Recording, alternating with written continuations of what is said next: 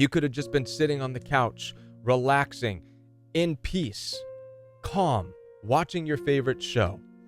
And yet the narcissistic person flew off the handle, erupted. Many people, myself included, spend days, weeks, months, even years ruminating, trying to figure out what caused the narcissistic rage. Because there's a mystery to narcissistic rage that we need to address. The truth is that you don't have to do anything to provoke rage within narcissistic people. Chances are you didn't do anything. Narcissistic rage, or the mystery of narcissistic rage, has to do with who and what they are, not anything that you've done. Let's talk. My name is Kevin, and this is The Royal We.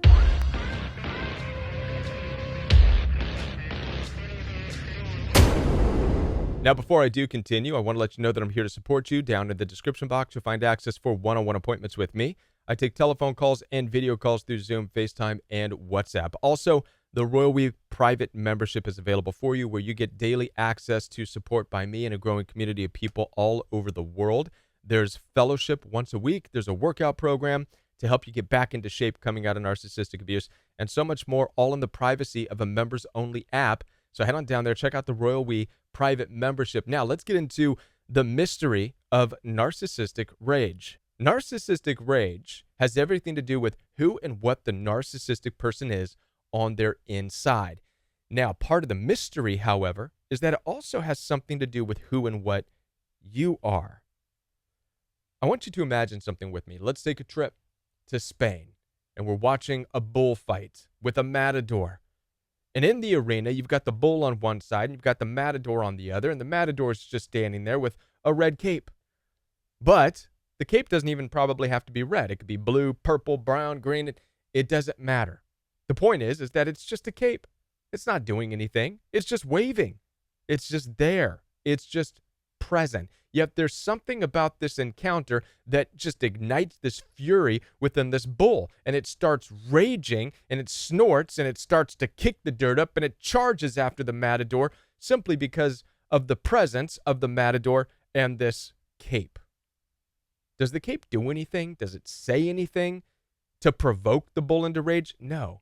Its presence alone does this. Likewise, narcissistic people rage not because of anything being spoken or anything being said, but oftentimes your presence alone. You don't have to say anything.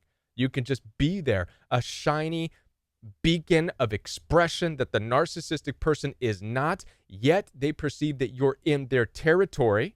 And since you look different, since you are a different color, since you are a different thing, it infuriates them. It makes them so angry, so aggressive that they got to put their big snorty nose down, kick up dirt, and start charging after you.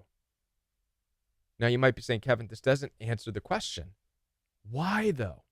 But it does answer the question, in that you're not going to know. There's no answer. This is the mystery of it. The mystery of it is that you're simply different. This is why even in your peace and in your calm, the narcissistic person can charge after you. Because you're different. Yet you're in the arena with that narcissist, with that raging bull, so to speak. Your number one responsibility in life is to stop asking why and simply realize, like a matador has realized, that the bull's going to charge. You simply need to realize a narcissist is going to blow up, and you learn to just dodge it. Whether it's a narcissistic family member, a narcissistic husband, a narcissistic wife, anybody who flies off the handle, your number one responsibility is to accept that that's the nature of that beast. That's what narcissistic abuse is. That's what narcissistic rage is. It's a beast. You simply acknowledge that it's a beast. It lives within inside that narcissistic person, and your responsibility is to dodge the rage. Everybody knows the story of Cain and Abel in the Bible. Cain killed his own brother Abel out of a fit of narcissistic rage. That's all there is to it. Cain was that raging bull, snorting and huffing and puffing, putting his nose down, kicking the dirt up, and he charged after his brother Abel, and he killed him in a fit of rage. What's interesting about this story, the most profound thing, is that there's going to be theologians and people saying, well, this is why Cain did it. It was envy. It was jealousy. It was this and blah, blah, blah, blah, blah. And it was because Abel, nonsense. we're not meant to know. As a matter of fact, God in the story talks with Cain. He says, Cain, why are you so upset? Why are you so frustrated? The actual words written in the Old Testament of the Bible is, why are you downcast? You see, God is asking Cain on our behalf, on your behalf. God is asking the narcissistic person. He's speaking to that narcissist saying, why? Why are you raging? Now, anybody here who actually knows the Bible, what's the response? Nothing. There was no response.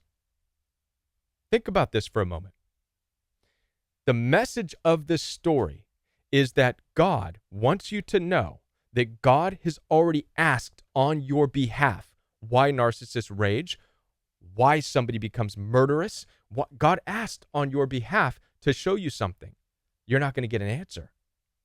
Not even God got an answer from Cain. Go back and read that story again. And what's interesting is God didn't need an answer because God sees all things. If you believe in an omnipresent, omnipotent God, then God already knew the answer. But again, the story was for you. The story was for me.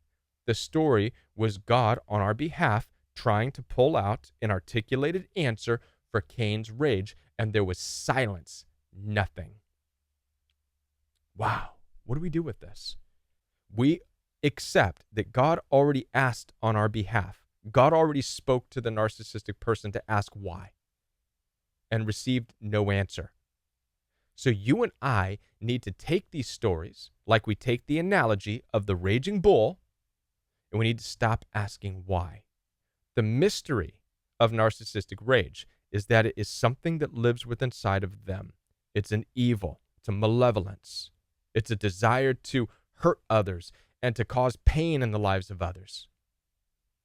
And we're not going to have the reason as to why. It's the nature of the beast of narcissism, just like it's the nature of the beast of the bull. So we need to be able to stop asking why. We need to accept that it's who and what the narcissistic person is that is furious with who and what you are. Who are you, by the way? What are you, by the way? Well, you're simply different. Just as the matador and the shiny red cape looks different to the bull, which is enough to make it irritated, your presence alone, whether you are peace, calm, joyful, laughing, whatever you are is what the narcissistic person is not, which is going to excite that rage. This is why you don't have to say anything to provoke the rage of a narcissistic person. Listen, it took me years to figure this out. I replayed in my mind many times, what did I say to those narcissistic in-laws? What did I do to provoke them to start calling me names, cussing me out, wanting to fight with me? What did I do? I had to stop asking because I realized my presence alone in their environment was enough to cause their rage. Much like a bull who rages at a matador with a red cape. Much like Cain, who had no answer for wanting to kill his own brother Abel. It's the presence alone. It's the presence alone. Your presence alone infuriates, angers, and frustrates a narcissistic person. Now, many of you are going to ask, though, but then why are they with me? Well, now that's the question of all time. But here's a better question. Why are you with them? Why are you with somebody who rages at you because you're different than them? I know we don't like to talk about our part in a toxic relationship, but we do have a part. What is our part? Oftentimes, our part is standing in front of that raging bull, asking it why it's raging instead of learning how to dodge it and stay away from it. And remember, you're not responsible for a narcissistic person's rage. You are only responsible in this life for your well-being, your safety, and your peace. And when you take this seriously, you'll stop asking the narcissistic person why they're raging, why they're so upset, why they're so angry. And instead, you'll start asking yourself why. Why am I here? Why am I standing in the way of the narcissistic person? Why am I taking on that charge?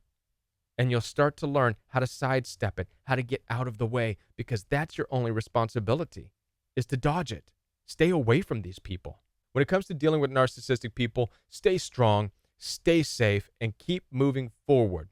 Focus on dodging out of their way. Stop asking them why. As I said before, I'm here to support you. Down in the description box, you'll find access for one-on-one appointments. Don't forget the Rowie private membership is also available for you. Head on down there, get enrolled in the Rowie private membership. I'd love to see you there on a daily basis.